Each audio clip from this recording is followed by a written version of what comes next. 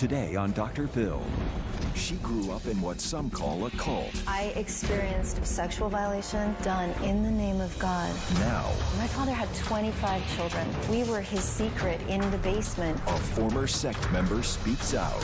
At age 19, I was married to the prophet of the FLDS people. This 85-year-old man who has 64 other wives, how does that make sense to a father to marry his daughter off to the crypt keeper? In a Dr. Phil exclusive, she faces off with her polygamous father. Rebecca says the children were beaten viciously by your first wife. I doubt that. You doubt that she was beaten bloody?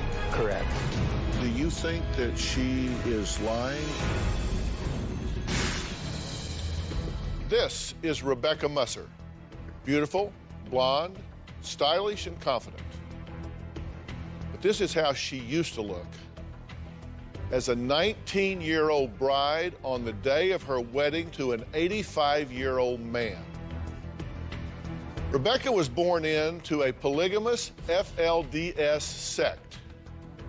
By 22, she was taught about mandatory heavenly sessions where virgins were forced to have sex with the prophet while his other wives watched.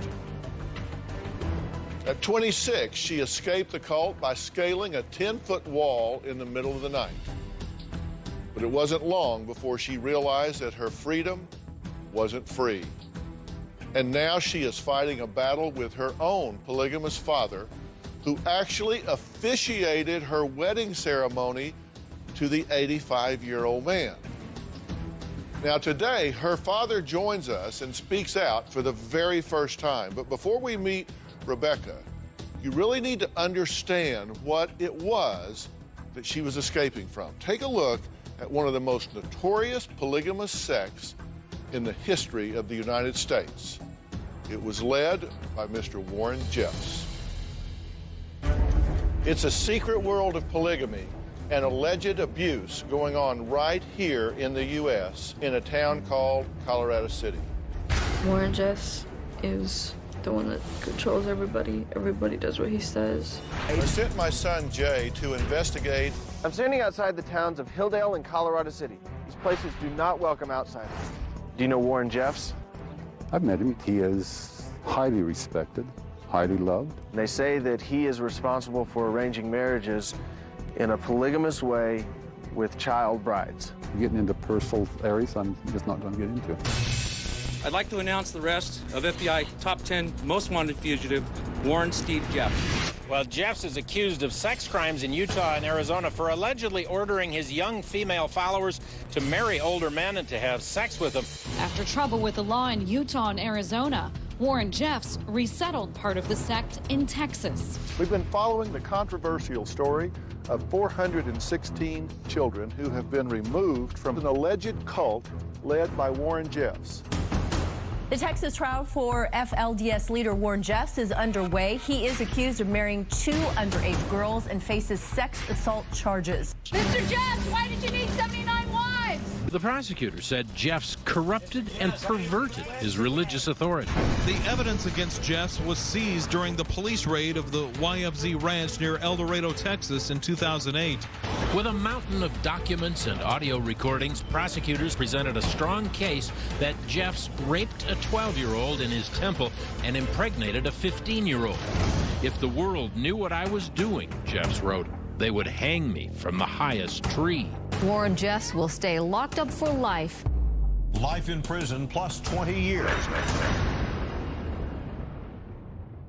Well, Rebecca was one of those women of Zion who became a witness brave enough to come forward and testify against Warren Jeffs, leading to his conviction. Now, understand the FLDS sect is still active in Hilldale, Colorado City, El Dorado, Texas, and other places, supposedly being run by Warren Jeffs from prison. Who knows, because it's so secretive. Take a look as Rebecca talks about her life as one of the virgin brides of the FLDS. I was born and raised in the FLDS church. I grew up as a polygamous child and also became a polygamous wife. My father had 3 wives. He had a very successful business life. He worked with NASA. He did not advertise that he was a polygamist. There was a lot of abuse in my father's home of every kind: mental, emotional, spiritual, physical, and sexual. When Rulon Jeffs became the prophet of the FLDS people, he took over the one connection to God, and shaking his hand was like shaking the hand of God himself. Rulon Jeffs had been watching me since the time I was 16. At age 19, I was married to Rulon, who was 85 at the time. I had 64 sister wives. My father not only condoned my marriage to Rulon Jeffs, he performed the ceremony. The night that I was married, it was like a crash course in geriatric care, trying to figure out an oxygen machine and how all the hoses worked. He was trying to consummate this marriage. Certainly his body was older and he couldn't perform as a young man would. But it doesn't mean that he didn't try. And if ever a young girl prayed for God to intervene, I did.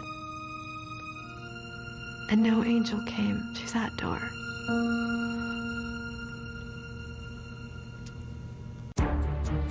When Rulon Jeffs died, Warren said, "You are going to be remarried." He said, "You know this is what God wants." And I said, "No, I do not." And he said, "I will break you. No matter who you marry, I will always have jurisdiction over you." And I just wanted to die. Well, scared and alone, Rebecca didn't know what to do. But then a phone call from her brother changed her life forever. In a most amazing chain of events, my brother contacted me. He said he'd seen on the news that Rulon Jeffs died. He said, "Don't get remarried." And I said, "I'm leaving." He said, "Come live with me. I'll help you." And I made preparations to leave. And I slipped past security guards and cameras and climbed over this fence. On November 3rd, 2002, I escaped from the FLDS. I remember being contacted by a man who had tried to help many people who had left the FLDS, and he said, "Would you consider talking to someone about possibly pressing charges?" Warren was charged with accomplice to rape. Warren Jeffs was brought to trial. That was the first time that I had seen him in the courtroom since he said, "I will break you." I remember walking in the courtroom wearing red and looking over at Warren, and he looked directly at me, and I wanted him to know that I did not cower. I looked him directly in the eye and I just nodded my head and he nodded his, and it was like, we meet again. Wow. So wearing red was very significant. It was for me, yes. Yeah.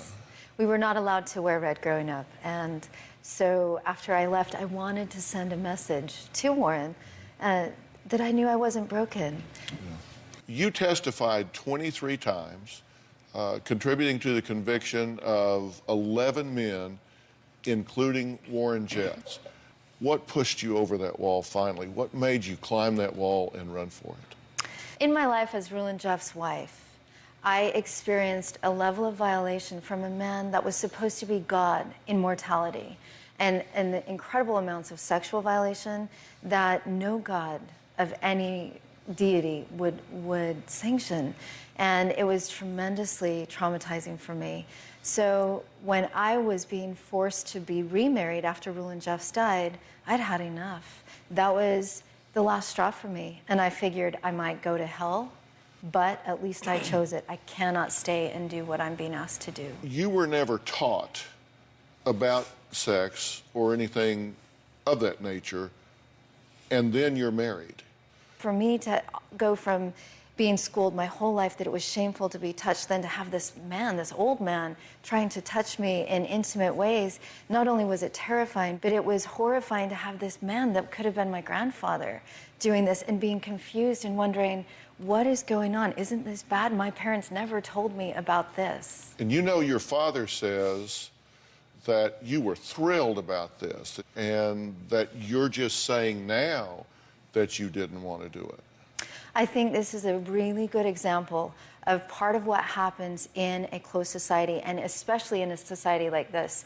There's a level of detachment between the parents and the children. My father had 25 children. My mother had 14 children. We were his secret in the basement. He did not advertise to the world that he had a second family, and he was gone a lot. And so my father, we did not interact, and I certainly did not feel safe to go to him with my problems. I knew very well what was expected of me as an FLDS girl, and when I did have conversations with him, he told me that my salvation would be made sure and that it was such a great blessing.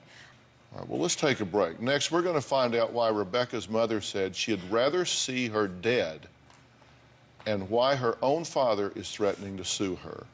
We'll talk about why her family's divided when we come back.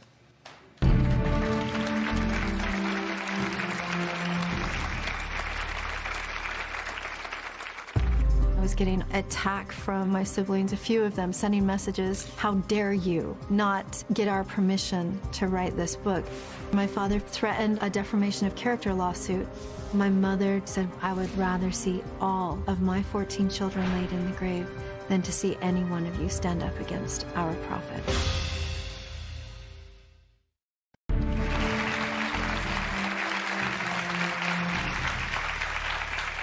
6 years ago, former FLDS bride Rebecca Musser put on a bright red blouse and defiantly walked into a Utah courtroom and testified against Warren Jeffs, the self-proclaimed prophet of the polygamous sect of the fundamentalist Latter-day Saints. Now, since then, she's written a book called The Witness Wore Red. In it, she reveals what she says is the truth about her family's cult-like lifestyle. But her family says that her version of the truth is twisted. In 2005, my mother disappeared with my 2 baby sisters. Just like the Twilight Zone, I filed a missing persons report for my mother and my sisters. In 2006, when Warren was caught, my mother called me. She said, "Do you have charges against our prophet?" And I said, "Mom, I don't know who all has charges against him." And she said, "Well, honey, I just want you to know I would rather see all of my 14 children laid in the grave than to see any one of you stand up against our prophet." That was the last time I spoke to my mother. That speaks to the level of grooming and the mindset within this society that dictates the connection between a mother and her child. Once my family found out, I was surprised at the incredible amount of resistance. It's not ever intended to be an expose of my family. I chose to write my book because this is not the first time a cult group has manipulated people. I wrote my book for that girl who's been sexually violated. I wrote my book for that woman who's being beaten. We can't stop what we don't know is happening. After my father found out about my book, without even knowing what was in it, he threatened a defamation of character lawsuit. I was getting attack from my siblings, a few of them sending messages, "How dare you not get our permission to write this book?" They feel like I violated them all because I chose to speak. It's sad to me that my father, at his age, still denies the abuse. He still denies having any hand in what happened. I have broken the cult family rules, and I talked about things that we always understood should stay silent. So, at the time, you are assigned to the prophet, Rulon, this 85-year-old man who has 64 other wives? I was his 19th wife, so at You were the his time 19th. I married him, he had 18 wives. And he ultimately had how many? 65 total. Where are these other 18 women, and what happens between you and him? In a polygamous culture, the women are taught that it is their place, that there's never an end to the husband's kingdom. He will never stop getting wives. So they're taught what is expected of them when their husband gets another wife. So actually, Rulon Jeff's wives welcomed me. Then they left me, and I was there alone with this man, and that's something not common either. And I had to pull him out of the chair, help him back, and he just told me what to do to help him undress, get him into bed, get the oxygen machine going. And then I didn't want to, I just wanted to leave, and he patted the bed next to him. And I knew what was expected of me to obey, so I went there and laid there just stiff, and he leaned over and he tried to undo my nightgown, except I didn't know anything about intimacy. So I sewed my own nightgown, and I just made it where it didn't open very far. And he, yeah. And so he tried to get his hand down there, and he just got frustrated and fumbled and jerked his hand out, and he grabbed me and he gave me this slobbery kiss, and he said, "A kiss is enough for tonight." And I remember laying there on the bed thinking, dear God, what else could there be? Did you ever consummate that marriage?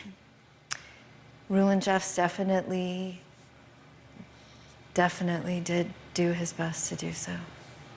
Your father very much wanted a third wife. Yes. But he had not been able to get one. Right. How long after you were given to the prophet was it before he got his third wife? Within the next year. And I was my father's second daughter to marry the prophet. And after an exchange, and it's often seen where a daughter's given here, something's given back. And the third wife is a significant thing. I remember for years my father wondered, was he faithful enough? Did he give enough money? He would talk to my mother about this, about getting that third wife. That was a significant thing because that opened the doors of the highest degree of heaven for him. If you have 3 wives, you get to the highest degree of heaven. You have to have that number to prove your faithfulness. Up next, Rebecca's father, Lloyd, is going to join us. Now, do you want to be part of that? My father is here to tell me what I can remember, what I can say, what I can talk about. I have come to know that in cases of abuse, when abuse has happened, very rarely does the abuser admit to that. And there's nothing productive for me to be here with my father because I will not go back to that girl to be silent, to be in my corner and to recant what I've said. Oh, I don't want you to be silent. Respecting Rebecca's wishes, of course, I'm going to excuse her to the green room while I talk to her father about why he says her book is full of untruths.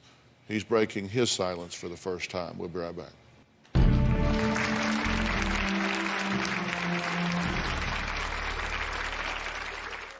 You have to have at least 3 wives to achieve the highest degree of the celestial kingdom.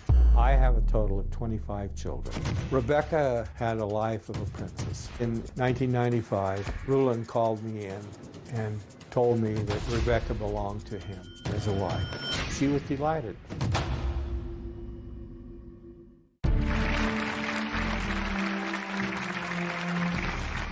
The women wore long dresses, no makeup, and kept their hair long so they would have it to wash and dry their husbands' feet in heaven. Sounds like something made up in a novel, right? Well, it's not. It's the doctrine of the FLDS Church, which some call a cult.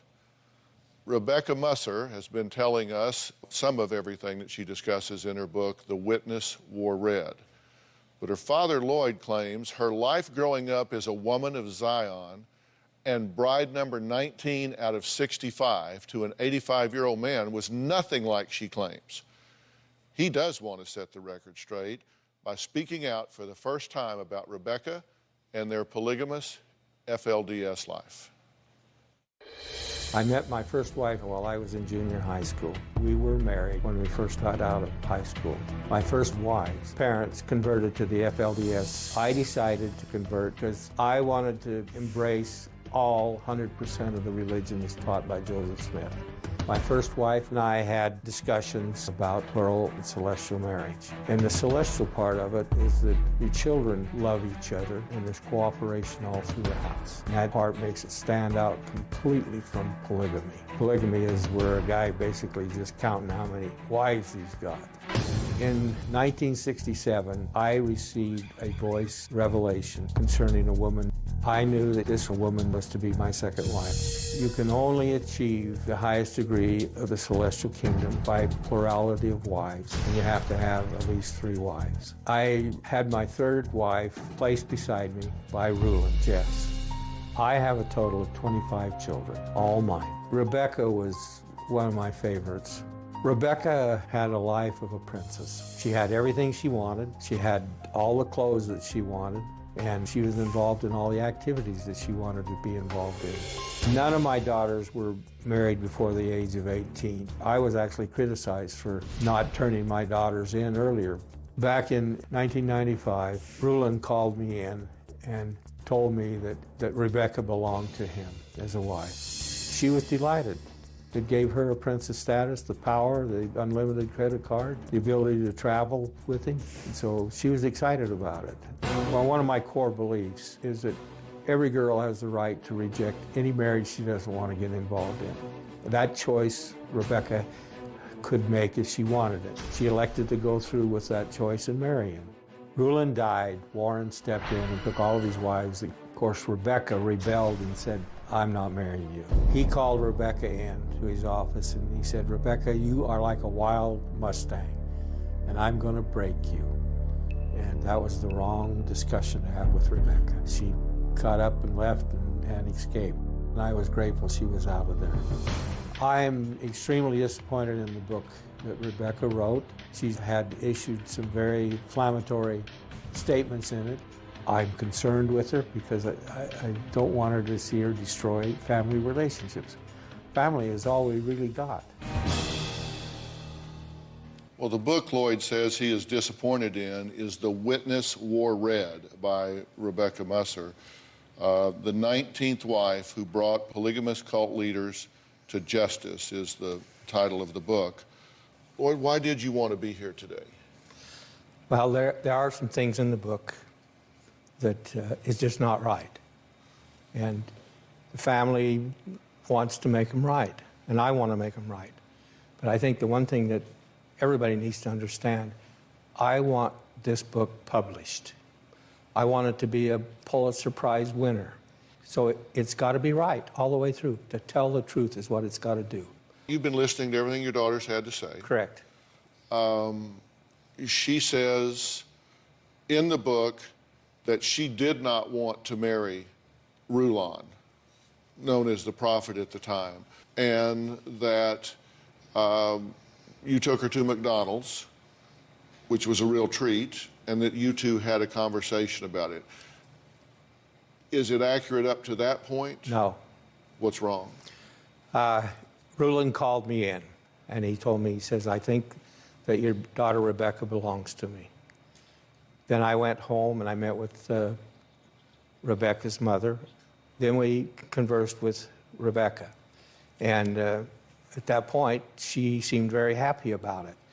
There are a number of incidents in the book that are totally misleading, that it tries to make me out as a very abusive father.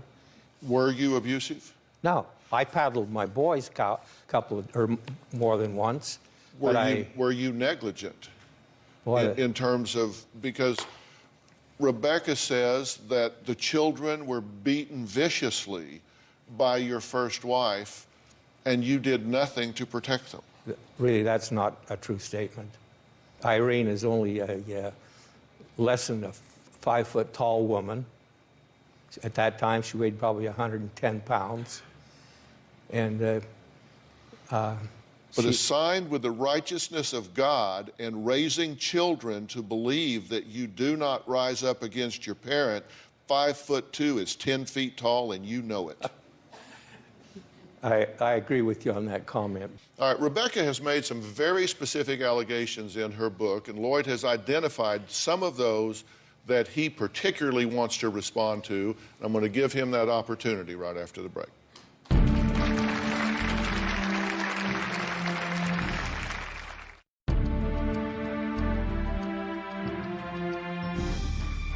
Lloyd, at one time husband to 3 wives and father of 25 children, was once a member of a notorious polygamous religious sect. He says he still believes in the FLDS doctrine and what he calls plural marriage. Now, his daughter Rebecca's testimony was instrumental in putting FLDS leader Warren Jeffs behind bars for life after being convicted of 2 felony counts of child sexual assault. How do you feel now about the fact that you delivered not 1 but 2 daughters into the hands of his father, Rulon?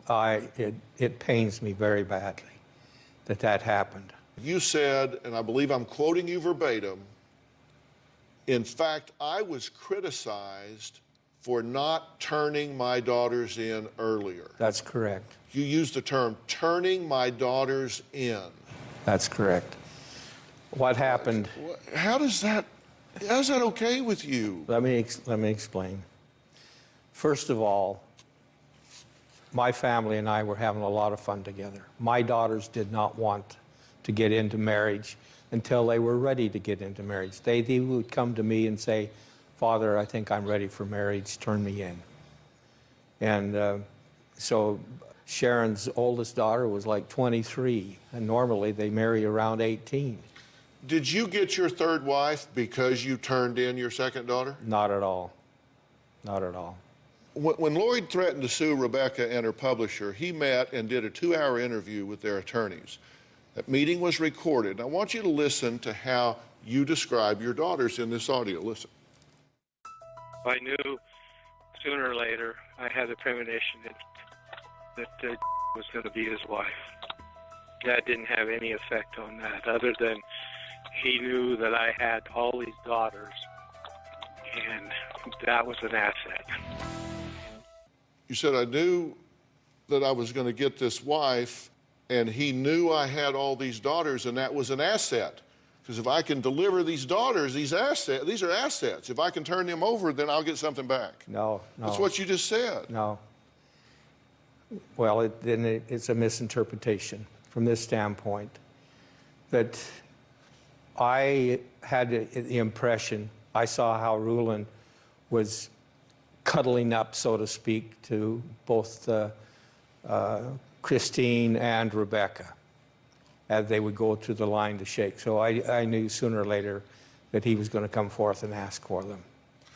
Well, listen to this clip, because during this same meeting with Rebecca's attorneys, you referred to the marriage to your 3rd wife as a transaction. Listen. Rulon acted very quickly. He married off in less than a month.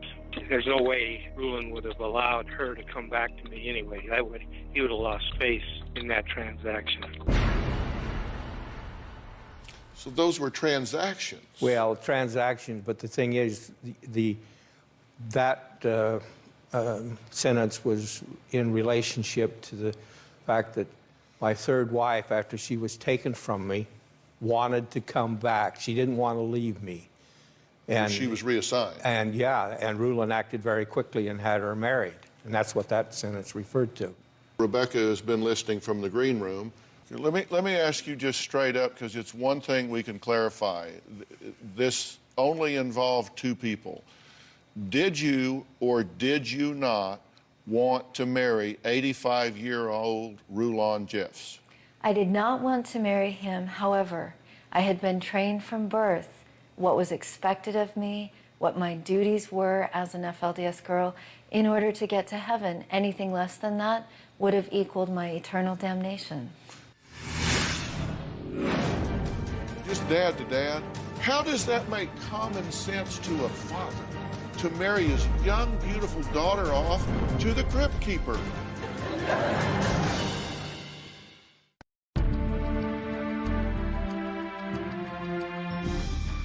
Well, I want to take a look here at some of the passages that you have identified to us, so I can give you the opportunity, and Rebecca may comment.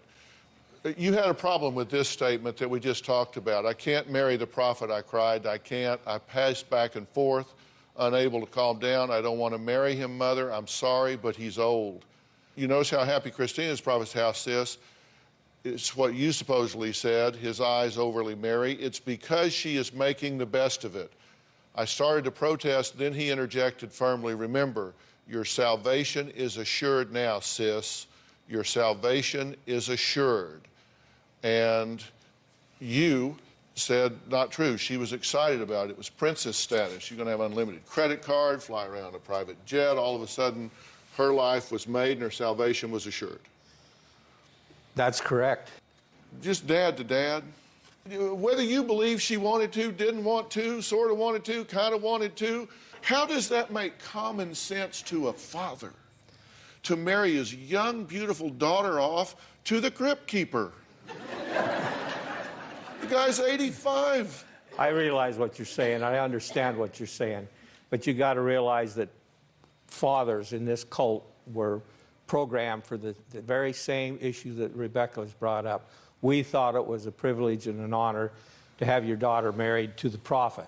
And the thing that strikes me is she was born into this, but you came in at 30.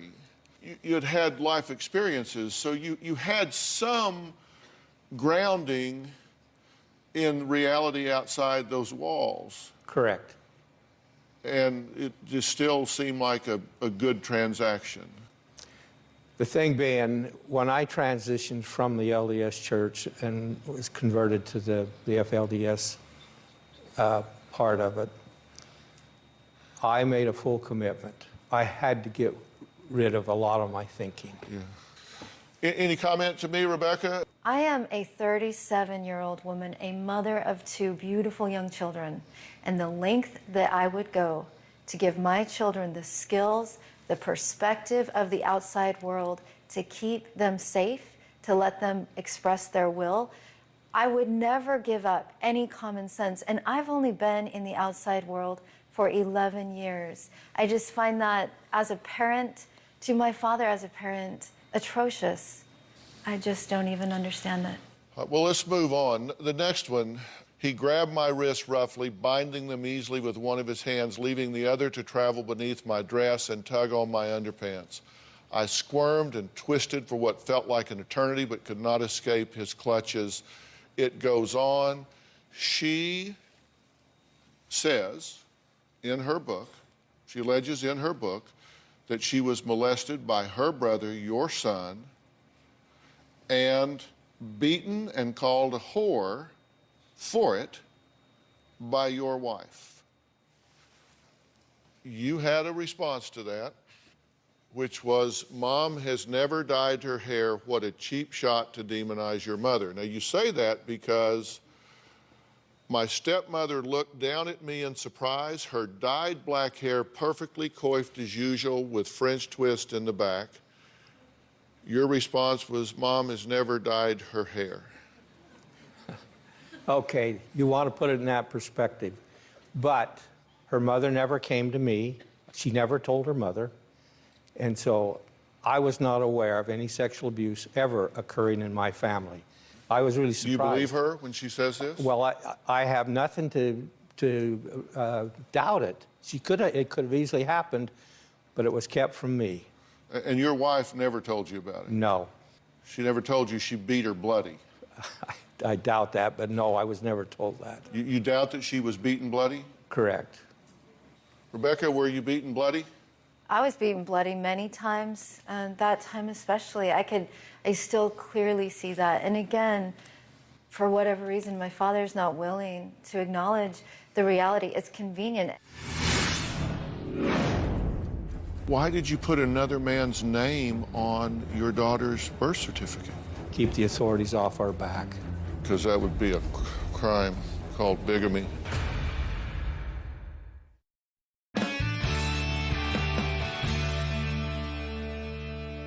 Did you maintain an air of secrecy about multiple wives and your whole life? Was there an air of secrecy about this by you and within the church?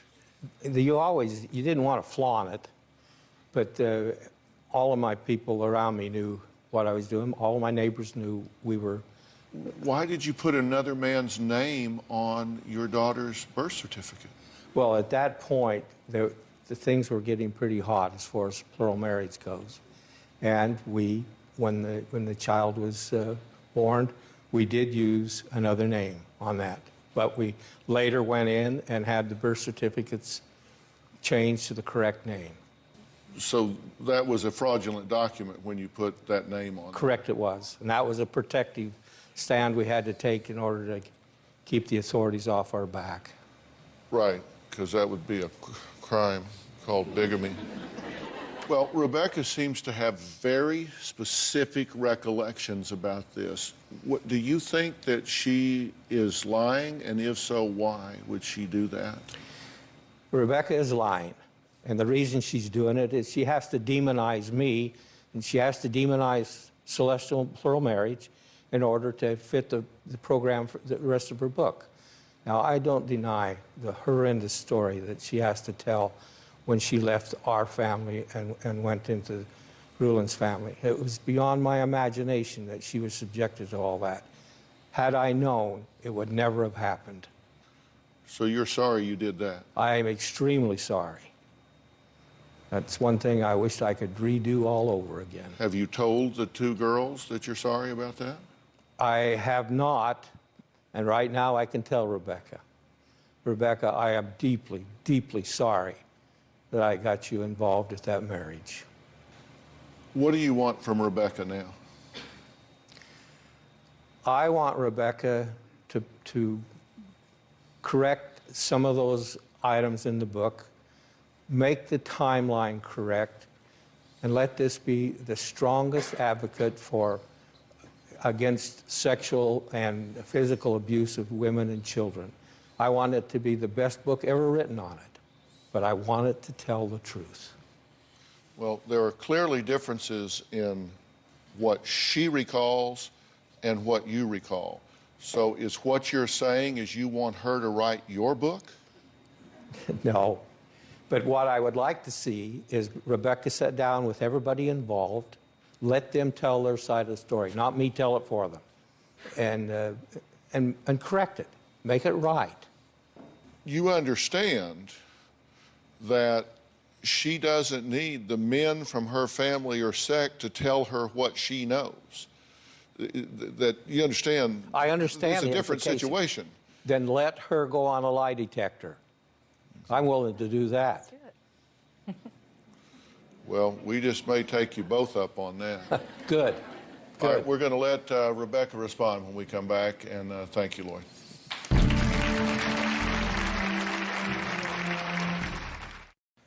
Well, Rebecca, thank you for coming back out. Your father is now gone. I asked him for a final comment before we move on. Any final comment from you? I'm here to talk about the lessons that I've learned, not to set the record straight with my family. I honor their journey. The book that we're talking about is The Witness Wore Red, and this is a compelling read, and it's more than just an expose on FLDS. It's a story of inspiration. It's a story of courage.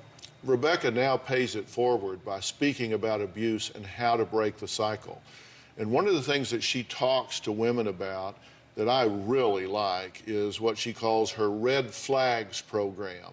And we'll have long versions of this up on our website at drphil.com and on my Facebook page, but I just want to go through them by title now. Number one is understand your needs. Yes, every single human being, we all have needs. We need to belong in the circle that we belong in. You say understand your rights, too. And understand your personal human rights. Right. We need to separate. This is one of the most important lessons, even of today, sitting with my father. Separate the words from the actions. And you say measure your confidence and monitor your thoughts. How do you feel when you interact with a person? After you interact with the person, do you feel more assured, more solid?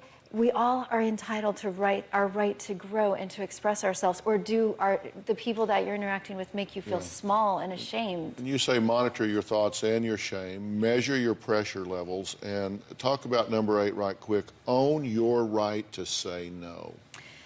When you understand what your personal human rights are, and you understand that to have healthy relationships, healthy boundaries, you have to say no. And no one ever told me that I could look at that man and say, no, you will not touch me. All right, Rebecca's book, The Witness Wore Red, is available now in bookstores. Be sure and pick up a copy. I want to thank Rebecca and Lloyd for being on the show today. For more information on today's show, you can go, as I said, to drphil.com and our Facebook page. We'll have more about her 8 red flags. It's so important. You did a great job on this. Thank you for being here today. They'll come get you. Thanks a lot, guys. Bye-bye.